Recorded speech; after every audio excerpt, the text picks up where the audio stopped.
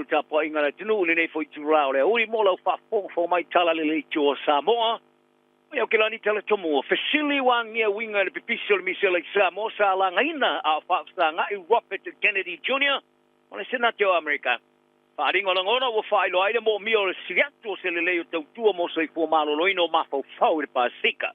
Talonga ele fa se fa unga le temine palasi ele ulongo le fa wo winga le tamu sanga le kapite to fitu mo le ipo le rangi fa fo mai fa la teleno ne tala.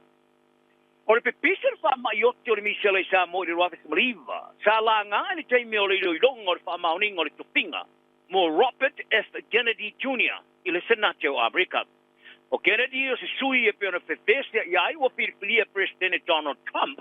E na ia le matanga luenga tau tuo soi fo malolo ina matanga soi fo I America. Ta tua ia ilona fa ala ulo ina le o le ai se fa tuo tuanga o tui pui pui. A o ia sia sa mo I ruafes mriva. A o pipise mi sele le tunu. Le sa fa noi soi fo maula e vaus tolu. O le tele o fana witi. Ta tua ia e senator Ron Wyden. Ia Kennedy ilona sao iola sa fano ilona falo teleno pepelo I Samoa.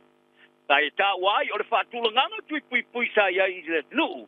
Ta matua I mawala lo lava ai le taunu o tu ia Kennedy. Ai sa faria Kennedy ele ai masana me sa fa ia tui pui pui au ia I Samoa. Ele ai masana tau talanga fala o tele sa faia. Mai e tele mau fo I tangata Samoa to tasi o fa pe mai. Ele fa ia sona tui pui pui on o ia. Ai pe tai ile mai ai on malanga Kennedy Samoa. Ta e tusi ai o lana si singa sa fa mawa poina e tangata tu tono Samoa e fai joina ma te e tui pui pui. Ai sa longa le tamata I fa pito tui pui pui ni sila nei Helen who toses Harris I le Porkalama Morning Reporter le Johnny Sheila. E iei lava tangata Samoa sa li fai ni tui pui pui o nore ta ina ia Kennedy. O ia ta o foi. Mo le telo tau sanga o lo iei lava le te e tui pui pui e fai e Samoa. Ma Kennedy malana fala abro tonga o lo fa awala toi fam talanga avese se ile lo avese maliva sa fa alia e poses Harris a fa vai Kennedy ile fa tu twanga wa ma elava on the vai ile fa ile tui pui pui sta mo ma tu langa stanga te pe Kennedy wa tili fa malo si ai melo fa alia tanga tole lo toi fale e te e tui pui pui e pitai e ngalo tanga e yese unga matau tie o iai o le ola le o whana wiki whano ai pe ale whaia tui pui pui. Ka wharia e Kennedy ana wha pesa wha mauni o ia te ia matanga luenga le soi fua marolo ina matanga soi fua I Amerika. E na te lea ia ina fua ia tau o tangata mo le whaia o tui pui pui mo le misela mo le polio. O te ena min star party le New Zealand first on solo muni mai ia la whamtalanga sa whaia nga I min star mo te whono a New Zealand. Ta whana nau ia tunu I whafo. O le aso lua sa fa iai pela fo inga le teimi sa ai Shane Jones fa pea e toi avetanga te Mexico lo la tu tulu I le isi tour sa fa inga le mot fono to so o toi le ma le fai o va vasta mana I Winston Peters e fai pula le Greens Laurent Zunen mo Francisco Hernandez e fa ai lo se anga fa ftai ili no foi New Zealand o tu se tunei la le parti le Greens le Palmia ma le fonga fitalai o le mota e tampa ile fai se fai unga I le wharia, o nei mana tu lafo e matuai whailonga lanu, toi whailonga tangata mai e tunu whafo. O le whai pula le Greens Ricardo Menendez Mark, ta whanau I Mexico, tai whalia. Wa mo mia le pāle mia e whailose le leo na te tenga, ma ia manino le lei, o nei tu aingo a mio e le taliena e pitai. E le o Solomoni ai nei min star in New Zealand first.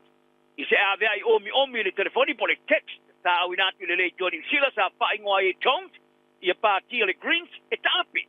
Ma ia tā wai, o whai puna le pātia fia tele o sa whaesi. Ai ere ma whai lao na lātou ngā whatia le toi whastanga te watu. Nea o visilingia pe o na manatu e eise winga te te tanga te malanga mai e tunu whafo a sa tali e Peters I le Johnny Sila o se whai unga whavalea. Mai Amerika, sa longa presidente o Amerika Donald Trump I lau whai le poti, o whai atala noanga le Microsoft, e tā pāi le whātau wino le upenga o whasalalaunga le TikTok, o le melea, o le atilo I se tau o to whonga tu sai ma le awalo asalalonga ia po le app. Ni putia I le muso le Microsoft e whaani iai se manatu. E le o vave whaia fo iai se manatu le TikTok ma le upenga a le ByteDance I ni talo sanga ma le vaiango tala le Reuters. O le TikTok le ai tu sa ma se lau 5 miliona tala tangata o Amerika e whaonga ina ta ave se malungo o walo fa sa lalunga mo sintaimi ai le fa mau tu ina le tola fono e mo mia ai the company saina e ona ina le TikTok le back dance e fairan fiflinga pe fa to este I ma fu angal puinga lo le tunu o Amerika ai por fita ia lo ma fa saina I Amerika e amato mai la sumalivo yan worry o Trump salo io no foi le official president la sulus fulu yan worry dai sai ni ai se fa tunu ngao e tapa ile to e tolo poloina ile fit kui limaso e fa malo si ale tu la fonom o le vasto waisa fa ali ai Trump o lo fa yana tele no anga ma se vai ngoni tanga te tu sa mar fa to wina ile TikTok mar fa bo e mo se fa unga mole u penga la lo tele ki tono o tos wasto tal wai nei sa fa ali ai el presidente lo matala no ma fa mole le piru stile no bilionea ile lo langi Elon Musk e no te fa to wina ile a walo so tenga lo tele pe a foi mana wai e o mai lava le terminei e fai ese whaamtalanga Musk I lea ofa Trump. O se suenga sa fai ele University o Kilani wa tilo ai se maraonga vave. O le whare le ai tau tuo so e fumalo loino mafu fau I le Pasifika. O le professor University o Kilani Sir Colin Tukuitonga. O I whalia. O se sa ili linga sa fai ele ruafi marere putolu. O fui nai se uai wha maumonga mai ea. O le tūlanga lo I eiso I fumalo loino mafu fau I Samoa matonga. E pena sa ngā lulu whata si ai mtanga te whapito so I fō mālolo nei sa mō matonga o Sir Colin ta avema so ate I tai o lesi o suenga ta au fia I le awhi o tanga te inu e whā I motu umai lua o le whātulanga no a whianga o mafau fau e matua I maulunga tele nei nuu na I lo tanga te Pasifika o lo wha mautu I ao te ro nei ali e Sir Colin I a Don Weissman o le Johnny Sira Pasifika o lo whātau teia so suenga I motu e ono I le Polincia o le susu enga I Samoa matonga wa mai ai tonu ne wa mai I tonu nei motu wala tu mau ai ni unga tawo tele o ia ta wai o afianga o ngonga e luo ma fo fo e pelo psychosis ia male schizophrenia wale o toi avea mani afianga masani ai o se me fo o ia nei o le ta tele lo afianga o ma fo fo ile ato tu vale a tonu e ni se fa pe ani ele o ni afianga tunga tele ai manino mai wa pia tele tangata ia fianga I ele pole vale ia pole anxiety o ni sio ni falongo o ia into tanga masuingo le tau ai tio le pule I le ola ia male tu vale falongo na poringa mai o ta tele ile Pasifika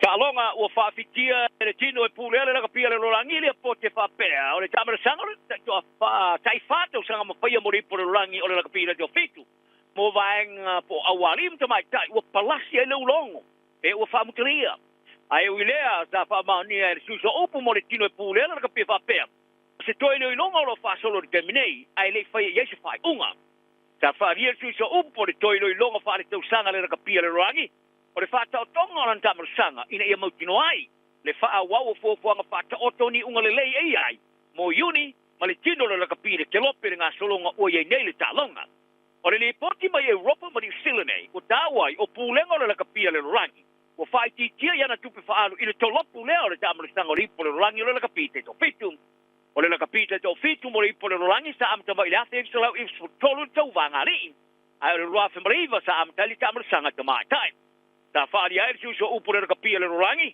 o lo fa solo le terminei se le longo fa to tongo o ia le ka pia to fitum o se fai ungo le fai lo se time mo mai o le tau sanga nei o auta alo ali o fiti mani sila o piro tele at champini I pole rolangi le kapiti to fitu man malo ai I te fa tolu le on champini ai e pe ona angi ai ono le tulanga le tele sai le kapiti to fitu I talo ngalo in beka to wow o se isi na fu fango le ati kilo nei ai o le poti mai Australia o fa mani le talo ngalo suanga champino le pole rolangi le kapio le ruafe male fitu o le afaya nei le Malaya le Echo Stadium isini fa lua ia leo na fa yesu nga champini le malai tele le o fia le valsful wafer na tomata le malai sa fa to ila lo ye engelani ale wallabies le nga champino le por rangi lu wafer ma tolu e o mala le termine o na o engelani la o kapia se tenu Europa o manu malo le por rangi ile kapi ni puti ai lo minga ale the age o malai mo ta lo o mo la fia malai alliance male McDonald Jones Stadium Sydney ma Newcastle pa Bremer Malaya Optus Stadium I Perth. O le taulanga o Australia stifo sa tau wina e vema se Malaya au tu e whaiele sua ngā champini a e uilea o le a whaiele talonga mua o le tamasanga. O le tamamoe New Zealand o ia tataina le matatia Chan Walton o ia luina nei le All Black. E whiwhiri eni na tamapito siri o na sao, mo sa lato tuunga whaia is te lau mita, te mamao. O Walton o ia whaai ngoa o ia o na tamapito siri atu leo na sao e New Zealand. O ia tā ua, o se tuunga ma tamapito sao o le All Black te pe o Will Jordan, Marie Koyoane, o le ave soso nei tangata kiwi e mālamala mai, I lona sao o ia nei. Ma ia whawasenga I nei nisio tamo le All Black, te mawhaina tamo mo e sao e puta te kone, mo se lau mita. Ma ua whiawhia ai e whaia se lato tuunga. Tara ta aina Walton I ale matati ani sila mo le ono, tumita le mamao I sao e na o le ono, te se male 5 o se kone. I le se furu te se male tasi wha se kone, tata mo e se lau mita.